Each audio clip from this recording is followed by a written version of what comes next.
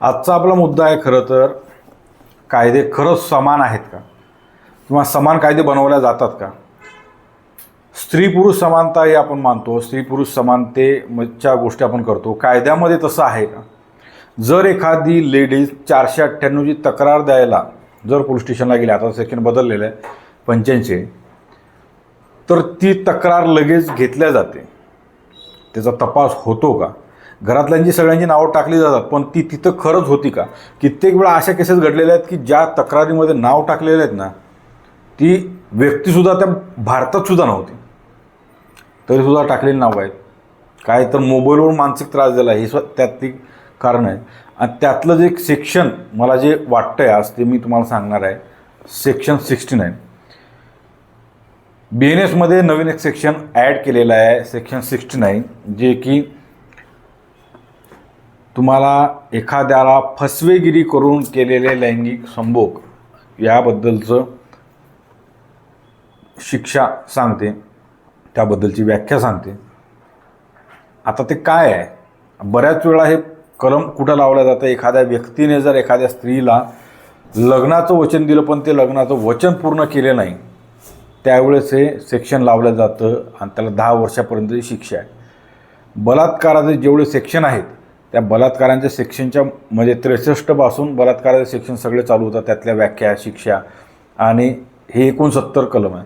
मग खरं तर आकडा पण खूप खतरनाक घेतलेला आहे, 69. ठीक आहे.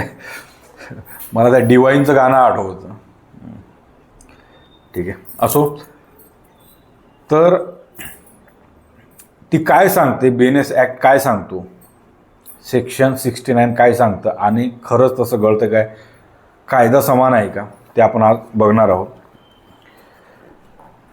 Section 69 sexual intercourse by the employing deceitful means म्हणजे काय, फसवे मार्ग इत्यादी वापर करून त्याद्वारे लैंगिक संभोग करणे.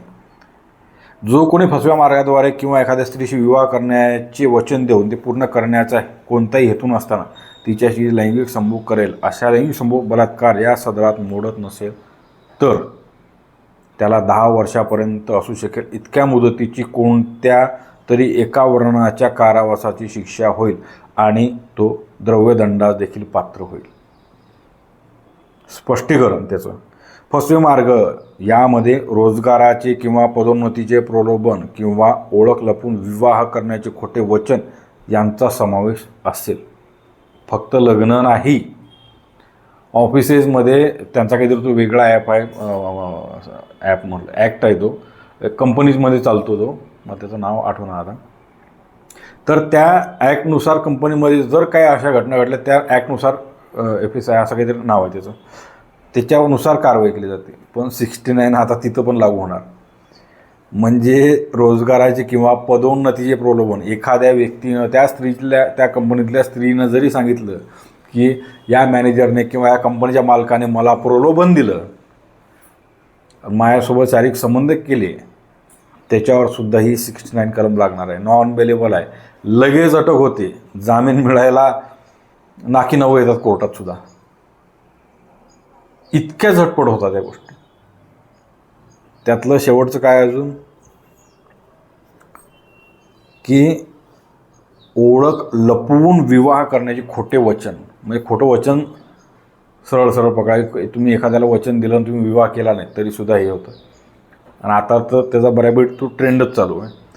अपराधाचे वर्गीकरण या कलमाखाली अपराध दखलपात्र असून, दखलपात्र कॉग्निजेबल, तो अजामीनपात्र आहे, नॉन बेलेबल, जमानत लगेच होत नाही. त्याची न्याय चौकशी सत्र न्यायालयात होईल, सेशन कोर्टमध्ये, JMFCमध्ये नाही, प्रथम वर्ग न्यायदंडाधिकाऱ्याच्या न्यायालयात नाही, सत्र न्यायालय सेशन कोर्टमध्ये याची सगळी सुनावणी होणार आहे. मला एक म्हणायचं आहे, आता मी तुम्हाला एक स्टोरी सांगतो आणि त्या स्टोरीचा मला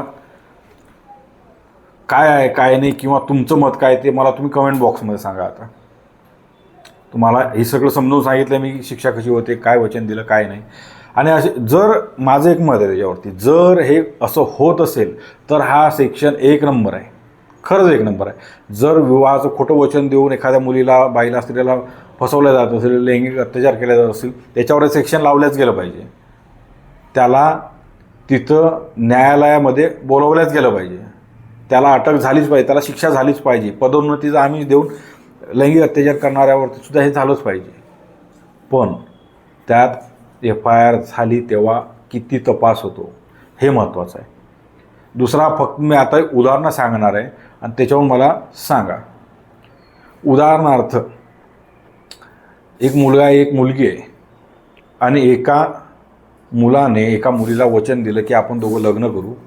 दोघांचं असं समजा 2-3 वर्षाचं रिलेशन आहे. 2-3 वर्षाच्या रिलेशनमध्ये ते वचन दिले की आपण लग्न करणार आहोत. दोघांमध्ये शारीरिक संबंध झाले कारण ते लग्न करणार होते. पण काही कारणास्तव त्या मुलाने लग्न करण्याला नकार दिला. लग्न करण्याला नकार दिला म्हणून ती मुलगी पोलीस स्टेशनला गेली. पोलीस स्टेशनमध्ये गेल्यावर सगळ्यात पहिले ही FIR दाखल झाली 69. त्यासोबत अजूनही 115 पण लावतात, 115(2) पण लावतात, 117 पण लावून टाकतात, 118 पण लावतात. फक्त आपण 69बद्दल बोलू. 69 सेक्शन त्यामध्ये लावला. पोराला अटक झाली, जामीन घ्यावा लागला सेशन कोर्टातून, केस चालली ते वेगळे. आणि ज्यावेळेस हे जर सत्य सिद्ध झालं त्यावेळेस त्याला शिक्षा होईल. ती शिक्षा असेल 10 वर्षाची. मान्य आहे, जबरदस्त कारवाई, 1 नंबर, पटापट. पण आता तेच उदाहरण उलट्या दिशेनं पकडा. उदाहरणार्थ एक स्त्री, एक तरुणी किंवा एक तरुण आहे, दोघांचे रिलेशन 2 ते 3 वर्षाचे आहे. ती तरुणी चांगल्या हुद्द्यावर गेली, नोकरीला लागली, पण तो मुलगा लागला नाही. त्यावेळेस तिनं समजलं आपली लेवल मॅच होत नाही आणि त्यावेळेस मी आता लग्न करू शकणार नाही. त्यावेळेस तो मुलगा पोलीस स्टेशनमध्ये गेला आणि हेच सेक्शन लावायला सांगितलं पोलिसांना. पोलीस लावतात का? मला उत्तर द्या फक्त कमेंट बॉक्समध्ये. अजिबात लावत नाही. इथं पुढं मेन्शन केलेलं आहे का हे सेक्शन फक्त स्त्रियांसाठीच स्पेसिफिक आहे? असेल तर काय आहे? अत्याचार हा पुरुषांवरती होत नाही का? जर एखाद्या दोघांनी एकमेकांना वचन दिलेलं लग्नाचं आणि त्यात जर ती तरुणी पलटली तिथं की मला आता लग्न करायचं नाही, मग लैंगिक अत्याचार त्या पुरुषावरती झालेला नाही का?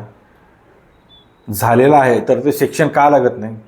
अशा सेक्शनमध्ये त्या तरुणीला लगेच अटक का होत नाही? तिला जामीन का घ्यावा लागत नाही? तिला जेलमध्ये का पाठवलं जात नाही?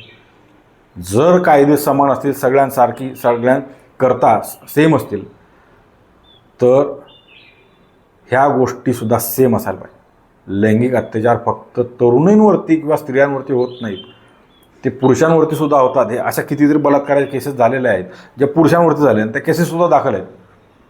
स्त्रियासुद्धा जेलमध्ये आहेत. मग सेक्शन 69मध्येच का तुम्ही फक्त एक पात्र पकडता ज्यामध्ये त्याच्यावरती अत्याचार होतो, की फक्त लग्नाचं वचन देऊन स्त्रीलाच फसवल्या जाऊ शकतं पुरुषांकडून? स्त्रीकडून फसवल्या जात अहो कित्येक प्रकरण आहेत, शेकडो प्रकरण आहेत. उलट सगळ्यात जास्त फसवणूक होते अशा प्रकरणांमध्ये. जर कायदा सगळ्यांसाठी समान असेल तर ही शिक्षासुद्धा समान असली पाहिजे, कायदेसुद्धा समान असले पाहिजे. आणि तुम्हाला याबद्दल काय वाटतं कमेंट बॉक्समध्ये नक्की सांगा की BNSच्या सेक्शन 69बद्दल तुमचं मत काय, नक्की सांगा.